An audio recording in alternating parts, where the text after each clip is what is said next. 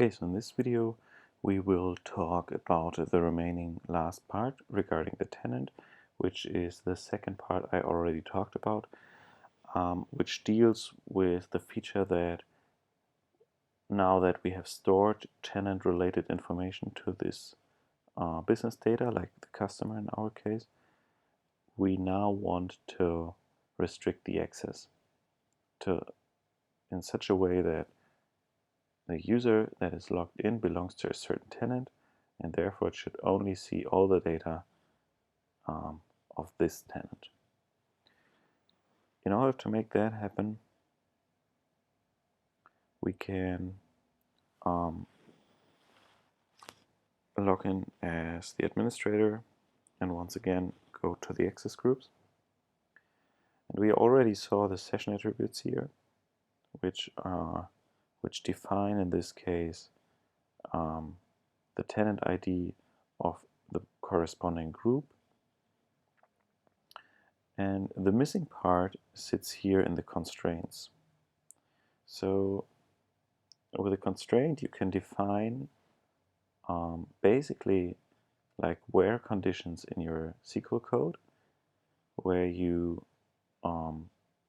remove certain or only display certain data rows that match a certain criteria. And we can actually do it here. So when we create a new constraint, it will ask us for which entity we want to do that. In this case, this will be the customer. And the next thing is that we have this where clause here. And what we can do is that we will take a look at the tenant ID. And basically what we want to express is that we want to see only these customers or only the customers where the tenant ID equals, and now we have the possibility with a colon and say session, we can actually reference session attributes. And so this means that whatever is here in the session attribute tenant ID will be placed into this tenant ID column and will basically find only this data where there is a match between this ID and this ID. And once we do that, let's see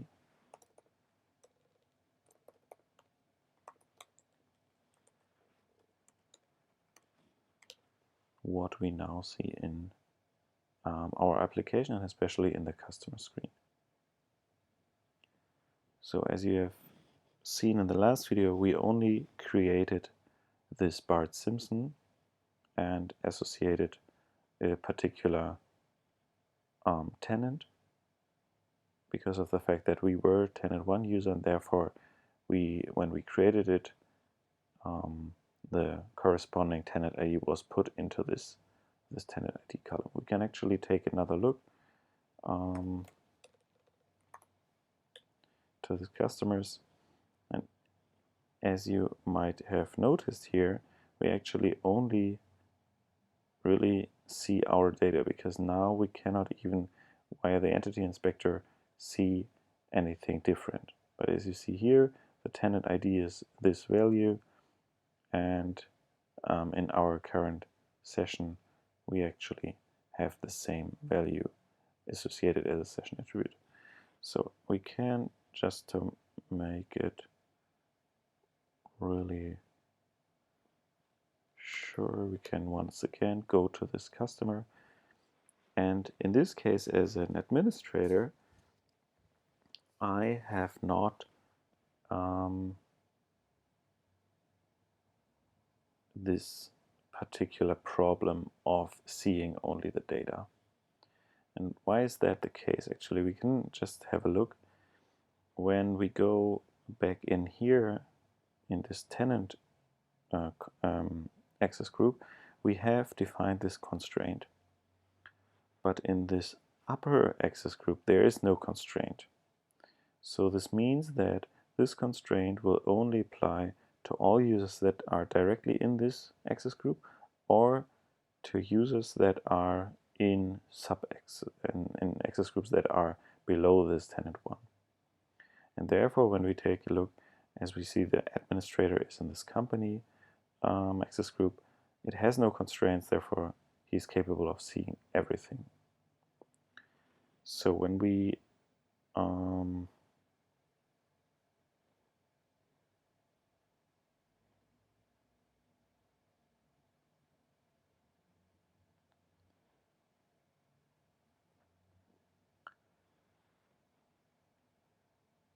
now once again log in as the tenant 2 user, when we go to our customer screen, we actually see a different value. Why is that the case? Well, actually, we did not create anything for this tenant 2 user, and as you see, Bart Simpson is still there, although it has a different associated tenant to it. So anything is wrong here, and just let's take a look at this once again. So we see tenant 2 user is in this access group, which has no constraint. And when we go above, because these constraints would apply to this access group as well, there is no constraint in it as well. Therefore, the tenant 2 user also sees all the data. So we have to fix that. And the problem is that we created the constraint in this tenant 1 access group. So we could push it up to the company, to this access group, but this would mean that we will have to, basically that the administrator also has to have a tenant associated. And this is what we probably do not want, and therefore let's just do the following. We'll create another access group, which is called tenants, and we will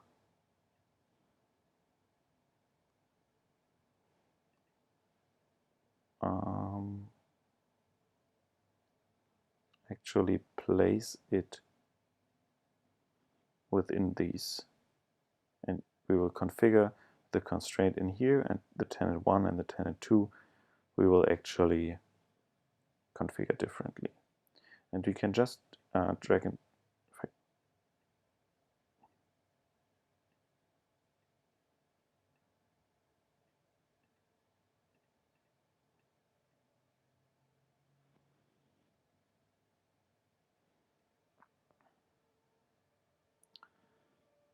so in order to make that work, we can use another trick, which is basically going once again to the entity inspector and take a look at the corresponding entity of this access group, and we will see information that might not be shown in such a screen here.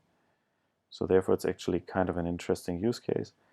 What we want is that the tenant 1 access group should have a different parent group. In this case it is company, for the tenant 2 as well, and for this tenant's access group the parent group is company as well. So what we can do here with this generic entity inspector is go in, and since it for every attribute just generates the corresponding field group, we can actually just select another one. And in this case, we will select the tenants one and do the same thing for the tenant 2. Notice that when we reload this screen, we should see that tenant 1 is now under tenants and tenant 2 as well. So now we can actually go and remove this constraint and create another one in this tenant access groups.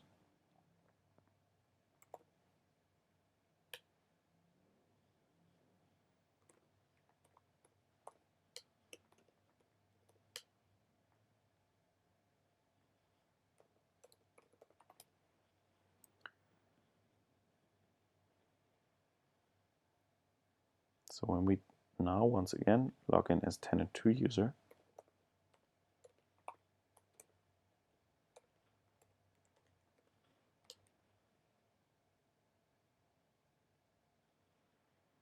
take a look at the customers, we should literally see nothing, because now the correct tenant ID was applied to the where condition, and since we did not create any customer for this tenant2,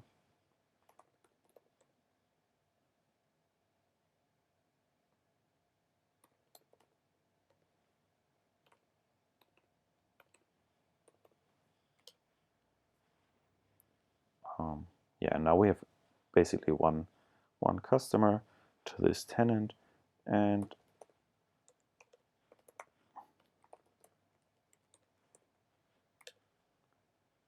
now when we log in as tenant1, once again, we see only Bart, and when we log in as an administrator, we see all the data. So this is basically it. Not very much to develop, but rather like more of configuring. Yeah, okay. I think we are done with that. So thanks for watching and see you next time.